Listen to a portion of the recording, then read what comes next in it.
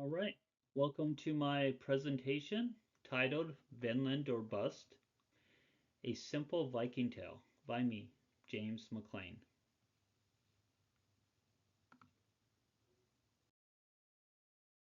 So the Vikings were amazing navigationalists.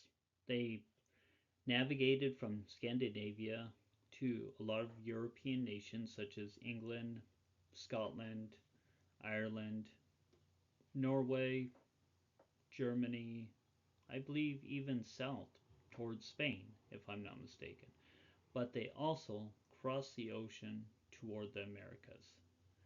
But the question is, did they reach North America? And at what location did they reach? So that's what we're going to be talking about today. And one of the possible places that they reached was Newfoundland, or what they called Vinland. So the question is, who were the Vikings? Well, besides being raiders, they were navigationalists, they were traders, they were what's that word here? Explorers, traders, and settlers. So they're known for their raids and exploration between the 8th and 11th century, and they had amazing shipbuilding navigation. Now, one visual I was thinking about um, when I was doing this presentation was imagining a ship coming across the water, and people are running inland, but they're at a river, and they're like, "There's no way that ship's gonna pass the river. Their bottom's gonna be too deep. It's gonna hit the banks. We'll be safe." And all of a sudden, this Viking ship with this big dragon head starts coming up the river, and they're all like, "Wow, oh my gosh, that thing's not stopping." I mean, just imagine that's kind of scary. But that's when you think about advanced shipbuilding is the fact that the bottom's flat. So the bottom's flat, the ship is wide. The ship is used for stability across the ocean and for forward deployment within the rivers. So pretty amazing technology for the time. Okay, so Leif Erikson and the voyage to Vinland. So imagine this. Leif Erikson is the son of Eric the Red. Eric the Red, think about him. Big, broad-shouldered Viking, leather clad with a big red beard. That's pretty much how history depicts him. I don't think we exactly know what he looks like, but that's pretty much what the vision of everybody else gets. Um, he was credited for selling to Vinland. And I want you to look at this map here. Oh, I got the pointer working finally. All right, so you see Scandinavia right here. And you can see where they track down to England and Scotland. And you see how they go from Iceland, Greenland, all the way to the Americas on the far left here. So they sort of island hopped, I guess, in a way, from Scandinavia all the way to Greenland. Now you can look at the early voyages in dark here, see Eric the Red. And if you look at Leif Erikson, you can see where he went from, where did he go from? Oh, he went from Greenland all the way over to the Americas on this side here. So all these are all color coded, but yeah, here's just a voyage map of the possible trade routes they took from Scandinavia all the way to the Americas. So the question is, why the name Vinland? Now, Vinland means wine land. So archaeologists, when they're digging up these sites, could not find any reason why it would be called Vinland because they didn't find any grape seeds or anything that would represent wine. But that's what it means, and it's from the Norse word for wine or grapes. A saga, and one of the sagas it mentions that they did find these wild grapes, but unfortunately, at this moment, there is no concrete evidence if there were any grapes. Now, the debate among scholars is if it was grapes, wild berries, or even cranberries. Which, yeah, I mean, I guess you could figure out whichever berry it could be. Maybe they just like the name Vinland, you know? Let's see.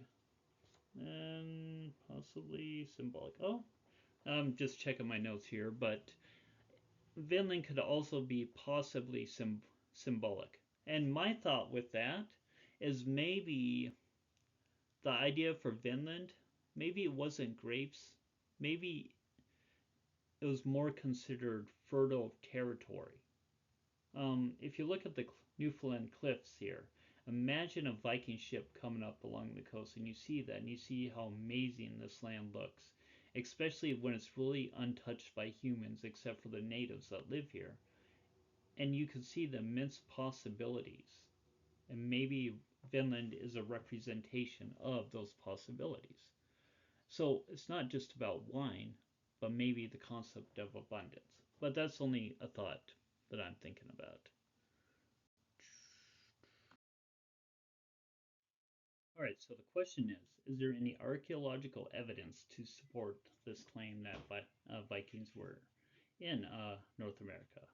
And there's a place called La Anse aux Meadows in Newfoundland that they found Viking style artifacts, such as foundations for old buildings, tools, ship building or repair equipment, and other things like that.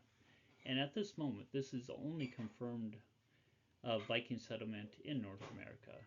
And this supports some of the saga accounts from the Vikings' writings. Now, if you look at this picture on the right side here, you can see, and let me pull up the pointer, but you can see that this is a recreation of the settlement with the longhouse and the two outer buildings right here.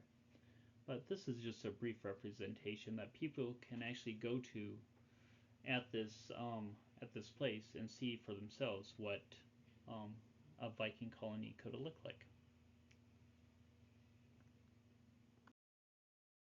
The significance of this discovery is the fact that this predates Christopher Columbus's sailing of the ocean blue by 500 years. That means Europeans were exploring way before Columbus's time. And it highlights how advanced Viking exploration was, how advanced their navigation was, and how advanced their shipbuilding was. And this shows early Europeans and their possible meetings of possible Native Americans. And here's some pictures. These are the dig sites where you have remnants of old foundations from buildings and stuff, and they have little plaques that explain what it is. But yeah, these are some of the early dig sites where they found some of these artifacts. So the big question is, why didn't the Vikings last in North America? Why was there only one settlement? And there are a lot of theories why. Some of the most prominent ones are the fact that they might have had too many conflicts with Native Americans. I mean, natives were here first, Vikings just show up and start settling and building stuff, and maybe they just didn't mesh well together. The harsh environment. Maybe this environment is something they were not used to.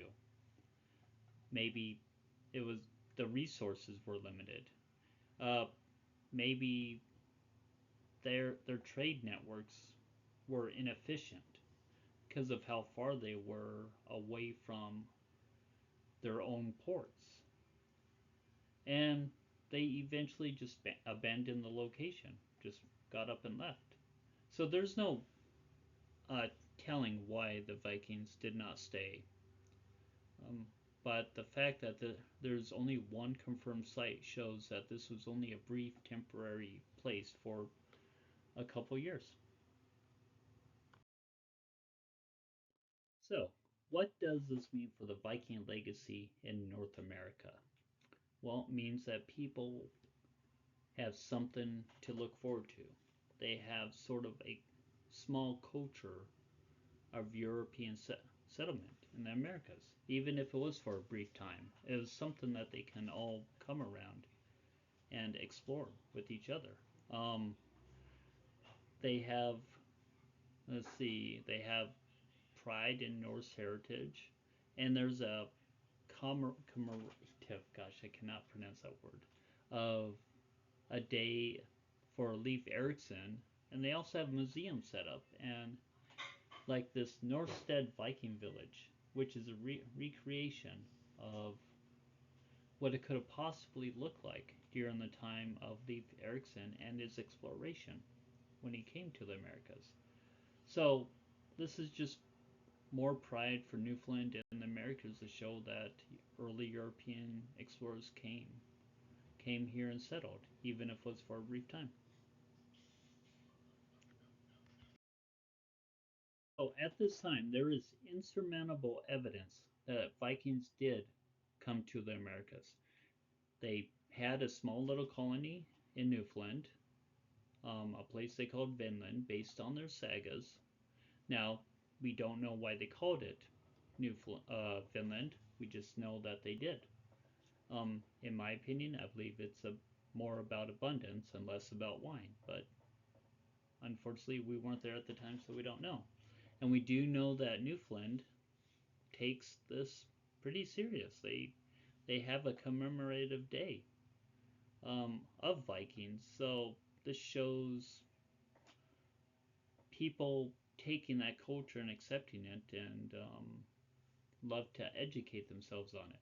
So yes, in conclusion, yes, they came to the Americas 500 years before Columbus.